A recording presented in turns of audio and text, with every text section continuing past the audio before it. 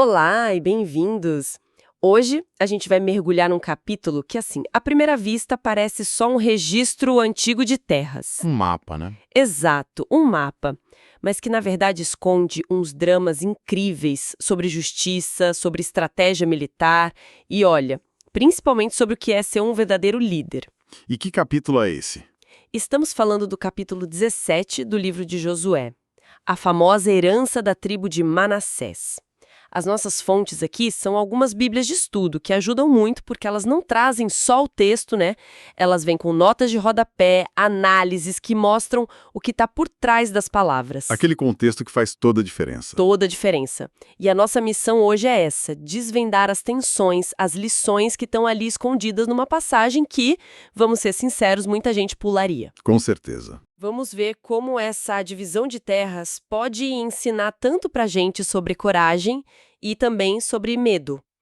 Bom, para começar, a primeira coisa que já chama atenção é que Manassés é uma tribo dividida. Literalmente. Dividida em duas. Isso. Uma parte já tinha recebido terras a leste do Rio Jordão, antes mesmo da conquista principal, e agora a outra metade está ali, do lado oeste, esperando a sua parte. Por que essa divisão para começo de conversa? Olha, essa divisão não foi por acaso não, ela foi totalmente estratégica. As fontes explicam que essa porção a leste, que são as terras de Gileade e Bazã, foi entregue a Maquir. O filho mais velho de Manassés. Exatamente, o primogênito. E o motivo é muito claro no texto, porque ele era um homem de guerra. Ah, então foi uma recompensa. Foi uma recompensa e uma decisão militar muito inteligente. Aquela região era uma fronteira, sabe? Uma zona de contenção. Então o que eles fizeram? Colocaram seus melhores guerreiros lá para proteger o resto da nação. Faz todo sentido. E aí, a outra metade da tribo, que não tinha essa vocação militar tão forte, atravessou o Jordão e precisava do seu lugar para viver. Entendi.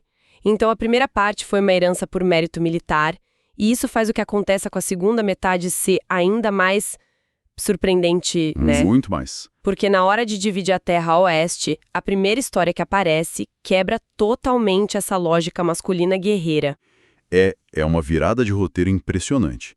De repente entram em cena 5 mulheres, as filhas de um homem chamado Zelofiade. E os nomes delas são registrados, o que já é notável. Com muito cuidado. Macla, Noa, Hogla, Milca e Tirza. O que acontece é que o pai delas morreu, e ele não deixou filhos homens. E numa sociedade patriarcal como aquela, isso significava o que na prática? Fim da linha para a herança da família. Fim de jogo. A terra passaria para os parentes homens mais próximos. Era exatamente essa a regra. Sem o herdeiro masculino, a propriedade, o nome da família, tudo isso seria absorvido por outros clãs. Elas seriam apagadas, então. Literalmente apagadas do mapa. A expectativa, o esperado, era que elas ficassem quietas e aceitassem esse destino. Mas elas não ficaram em silêncio. E aí, num mundo onde elas não tinham poder formal nenhum, qual era o recurso delas? Como elas podiam sequer começar a lutar contra uma regra tão estabelecida? Elas usaram a única coisa que podia superar a tradição, a própria lei divina. Ah, interessante. Elas não fizeram um motim, não fizeram um protesto, fizeram uma petição formal, pública. Foram direto na mais alta autoridade, Josué o comandante, Eleazar o sumo sacerdote e todos os líderes das tribos. Nossa, que coragem. Uma coragem notável. E elas não pediram esmola, não pediram piedade. Elas exigiram um direito. Isso é incrível, mas eu fico pensando, será que foi assim tão simples? Eles só ouviram o argumento e, pronto, concordaram? Não teve nenhuma resistência dos outros clãs que talvez já estivessem de olho naquela terra? É uma ótima pergunta. A liderança não ficou com medo de abrir um precedente perigoso? É uma excelente pergunta porque força a gente a ler nas entrelinhas. O texto é bem curto, mas o argumento delas era praticamente irrefutável. Elas não disseram, isso é injusto.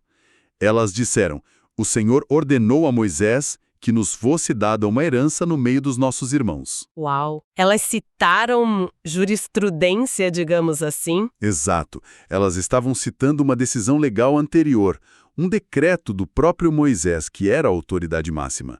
Na prática, elas estavam dizendo para o Josué, A gente só está pedindo que você cumpra a ordem que Deus deu ao seu predecessor. Que jogada! Desafiar o pedido dela seria desafiar a autoridade de Moisés e, por extensão, a de Deus. Foi uma jogada de mestre, em termos de estratégia legal. Elas transformaram uma fraqueza social numa fortaleza legal. Precisamente.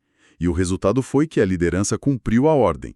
E as notas de estudo que a gente tem aqui apontam algo mais fascinante ainda. O quê? O impacto delas foi tão duradouro que os nomes dessas 5 mulheres se tornaram nomes de cidades, de distritos, dentro do território de Manassés. Não acredito. A reivindicação delas não só garantiu a herança, mas imortalizou os nomes delas na geografia da Terra Prometida. Elas não foram apagadas.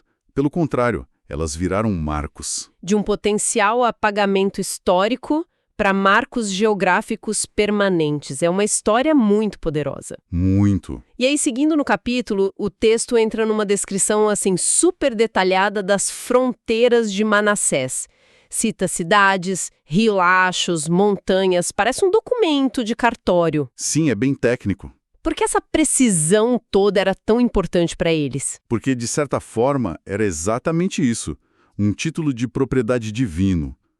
Para a gente hoje, são só nomes estranhos num mapa antigo. Certo. Mas para eles, eram recursos vitais. Aquela fonte de água é nossa, aquele vale fértil pertence à nossa família, aquela rota comercial passa pelo nosso território. Entendi. Serviam, primeiro, para estabelecer a soberania da tribo na sua própria área e, segundo, para prevenir futuras guerras civis com as tribos vizinhas. Especialmente Efraim, né? Que era uma tribo irmã e muito poderosa. Exatamente. Cada marco geográfico definia quem tinha direito a quê. Isso evitava o caos. Só que ter o direito no papel e ter o controle da terra na prática são duas coisas bem diferentes. E o texto deixa isso claríssimo logo em seguida. Sim, e essa é a segunda grande reviravolta do capítulo. Depois de toda essa demarcação cuidadosa, vem a realidade. Dura. E qual é? O texto afirma, sem rodeios, que Manassés não pôde expulsar os moradores de cidades estratégicas como Bet-Sean, Taanak e Megido. Eles receberam a escritura, mas os antigos moradores se recusaram a sair. Então, aquela ideia que a gente às vezes tem de que a conquista de Canaã foi um evento rápido, total, uma espécie de blitzkrieg, o texto mostra que não foi nada disso. De jeito nenhum. A frase usada é que os cananeus persistiram em morar naquela terra. Isso pinta um quadro muito mais realista, muito mais complexo. Mostra uma convivência forçada, uma fronteira instável, conflitos constantes e, em alguns casos, a superioridade tecnológica ou a pura resiliência dos habitantes locais. A conquista não foi um evento único, foi um processo longo, difícil e, como o texto deixa claro, incompleto. E o que essa persistência dos cananeus significava no dia a dia? Era guerra aberta o tempo todo? Uma guerra fria tensa? Ou eles chegaram a algum tipo de acordo? O texto nos dá uma pista da evolução dessa relação. No começo, era provavelmente uma mistura de conflitos localizados e uma convivência bem tensa. Certo. Os filhos de Israel se tornaram fortes, sujeitaram os cananeus a trabalhos forçados, porém não os expulsaram totalmente. Ou seja, a estratégia mudou. Mudou de expulsão para subjugação. Eles viraram uma classe de servos, pagando tributos, trabalhando para os israelitas. O que eu imagino criou um novo conjunto de problemas a longo prazo. Sem dúvida. E se a gente conectar isso com o quadro geral da história de Israel, esse tema da conquista incompleta é a chave para entender tudo o que vem depois. Tipo o livro de Juízes. Exatamente. O livro de Juízes é basicamente uma crônica dos desastres causados por essa decisão. As alianças políticas, os casamentos mistos, a adoção de deuses estrangeiros, os ciclos de opressão. Tudo isso tem raiz aí. O que nos leva ao clímax do capítulo. Os descendentes de José, que são as tribos de Efraim e Manassés, se juntam, vão até Josué e fazem uma reclamação formal. Isso. Eles estão insatisfeitos. É uma cena de grande tensão política. Eles chegam como um bloco poderoso e apresentam sua queixa. O argumento é: por que nos deste apenas uma sorte, uma única porção, se somos um povo numeroso? O Senhor nos abençoou. Nossa população cresceu e esta terra é pequena demais para nós. É a clássica disputa por recursos, mas com uma justificativa de bênção divina.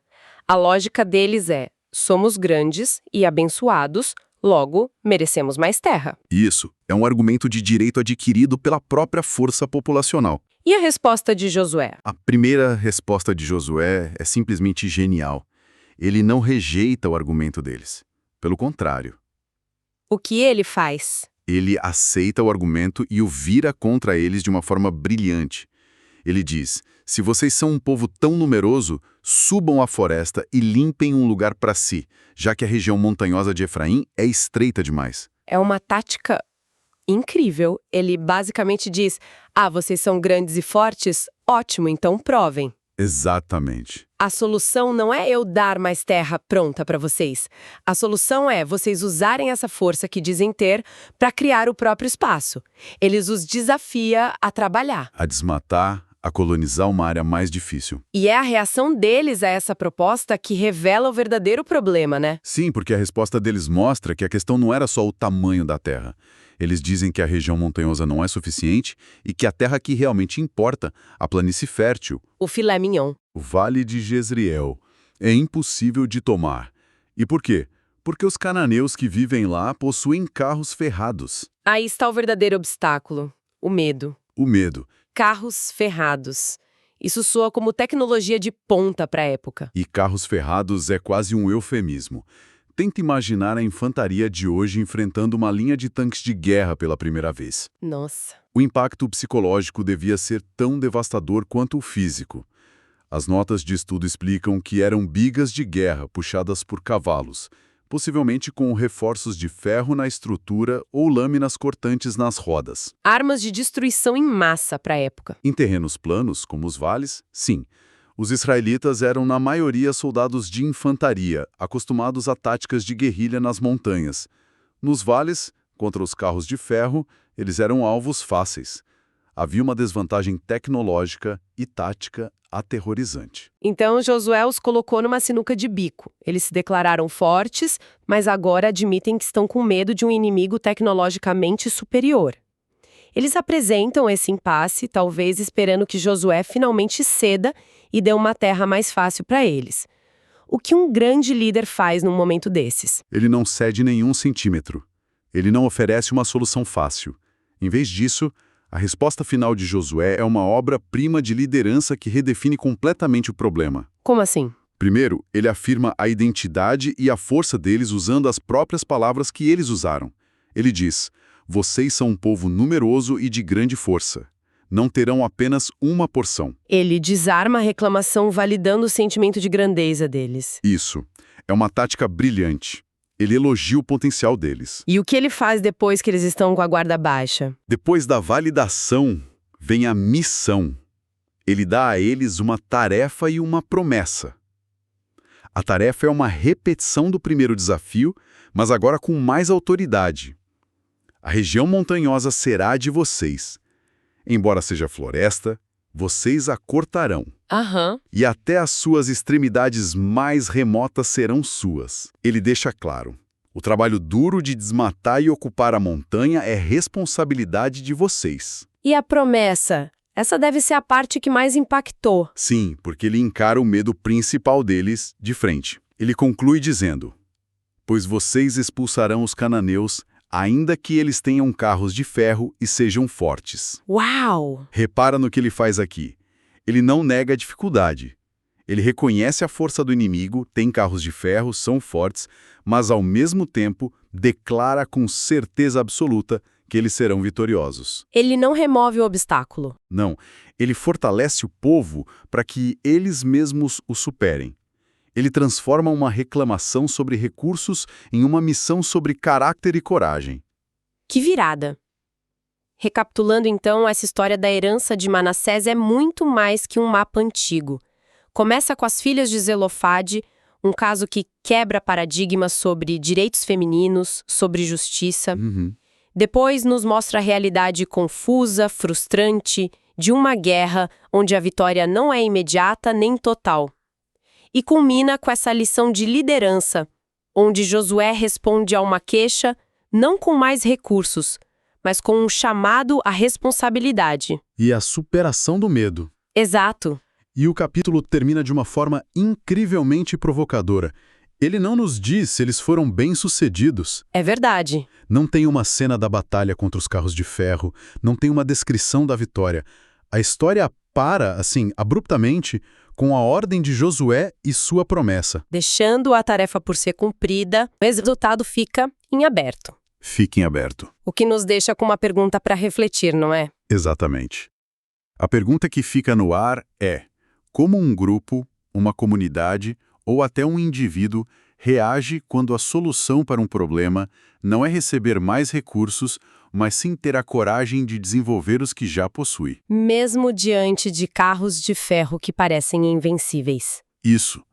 A verdadeira herança, talvez, não fosse apenas a terra demarcada no mapa, mas a força e a resiliência que eles precisariam descobrir dentro de si mesmos para de fato conquistá-la.